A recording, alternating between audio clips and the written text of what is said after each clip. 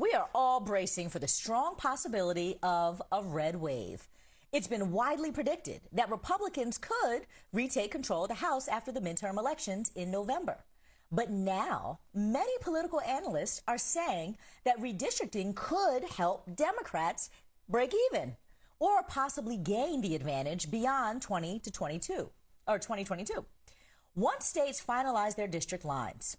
For more on all of this, BNC political contributor Ameshia Cross joins me now. Ameshia, good evening. I got to say that I'm one of those people who are bracing for a red wave simply because the party in the White House often loses a lot of seats, and if they have the power in Congress, loses Congress during that midterm reelection. So it would be customary. I wouldn't be surprised. Why are experts saying that this is now a good look for Democrats? What's changed?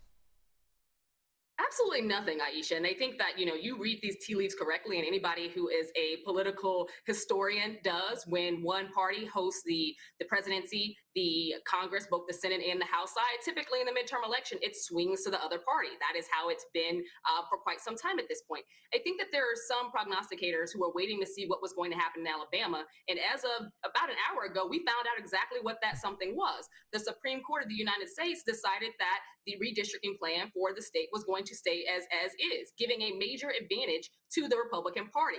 That was breaking news. I think that there were some civil rights advocates and others who were hoping that the Supreme Court would make a different decision, but that did not happen. So I think that that was a last-ditch effort that definitely fell through. The redistricting lines that we've seen in places like Texas, places like Florida, a lot of places that are now being challenged, Ohio as well, that are now being challenged in state courts as well as federal courts.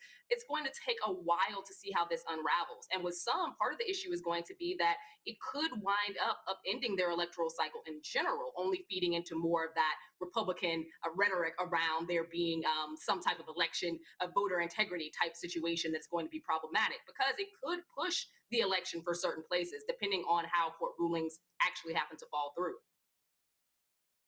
Mm-hmm. Yeah, so this is so much of the conversation right now, of course, is about how redistricting is going to play out here. We just saw Alabama awash. New York, has lines that are coming up. Pennsylvania's got, a map that's yet to come. So sure, that's a thing. Redistricting, though, is only going to have an impact around a handful, it seems, of seats in a real meaningful way. Every single midterm where the Democrats are fighting as their battlegrounds are what they call either the red to blue districts, where they think that it's possible to pick up a district that's currently held by Republicans, or what they call their frontline seats, which are the sitting Democrats in Congress who are from relatively moderate districts that are on the front lines of ultimately, a tough battle, because they're really in the thick of it trying to hold on to their seats from a Republican challenger. So I'm curious what your opinion is then about the strategy for this cycle for Democrats in those moderate, I'm going to call them moderate, I don't even know that they're moderate, but in what they believe to be swing districts, where there really is some competitiveness between a Democrat and a Republican. How do you think the party should be playing in those spaces? Absolutely, and great question. We have a lot more of those swing districts, those districts that could go either way, than we do solidly Democratic districts. And I think that we have to understand that when we hear voices like AOC come out with some ideas that are not necessarily helpful in those swing districts.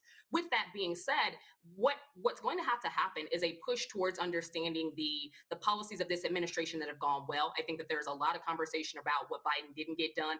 That affects voter turnout, and we know that. So shifting the narrative around those conversations, but also leaning in on the base of the Democratic Party. That means Black voters. We watch what just happened in Virginia with the governor's race. It became a lot more competitive towards the end than anybody assumed that it would, largely because we had a Republican governor running on CRT. CRT campaigns have been extremely successful across this country, not only in terms of fundraising for Republicans, but also in terms of turning out that white female suburban vote. And we're seeing campaign after campaign utilize that. What the Democratic Party is hoping for is not a rerun of 2010, where they lost so many seats that it became, quite frankly, embarrassing. At this point, the idea is that we hope to maintain our seats, but also gain a few more. And I think that looking at that map is going to become strategically difficult unless they're leaned in on policies that matter. The bipartisan infrastructure deal and what that's going to mean for states, leaning in on those child tax credits and the continued push to extend those, leaning in on the COVID relief and what that actually meant for those families, for communities, making sure that that voice is heard, but also, again, speaking towards the issues that matter to Black voters the most, because that is, quite frankly, the only group that is consistently and strongly coming out in forms of Democrats. And what we're seeing right now is that vote is going to be suppressed, not by redistricting, but by the fact that there are a lot of voters who, quite frankly, don't see the bang for their buck. They're not seeing or hearing about what they showed up for in 2020, and they're decidedly just going to stay at home.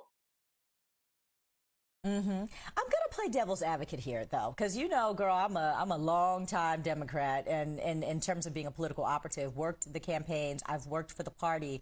And what really comes up for me during midterms, not the same as presidential cycles, is that the races that the Democrats are really invested in, because they are red to blue or frontline, tend to be districts that don't actually have significant Black populations, which is why they have a propensity to go red. So maybe there's a 10%, margin, which is meaningful. 10%, Black folks show up at 90% and they make up 10% of the district. That could, make the meaning, sure.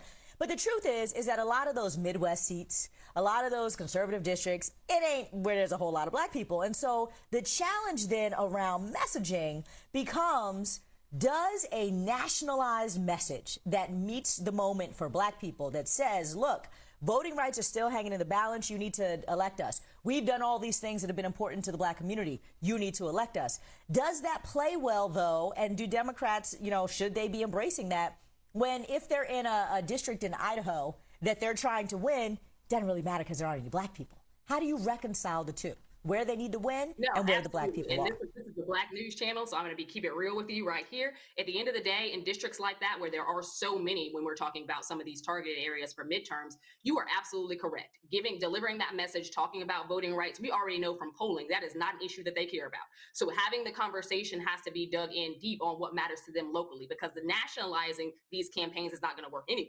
So is it jobs? Is it getting their population back to work? Is it childcare? What is it that their local populations actually want to see happening? And what can candidates say that will actually make those voters come out in their favor? And part of that, again, is leaning in on localized issues. If they do care about their school boards, if they do care about, the mask mandates, these conversations have to be held within their districts. Right now, we're seeing a lot of Republicans, a lot of Democrats at the local level run away from certain elements of COVID-19 as it relates to masking and other things, because quite frankly, it is not playing well for them on the ground. So I think that we do have to be very sensitive to the fact that these are individuals who are not running on a ticket with Joe Biden. These are individuals who have to save their own tails, for lack of a better term, and they are literally listening to the streets and what matters to them. Yeah. All right. BNC contributor Ameshia Cross, always great to have you. Thank you so much for being here on Amplified.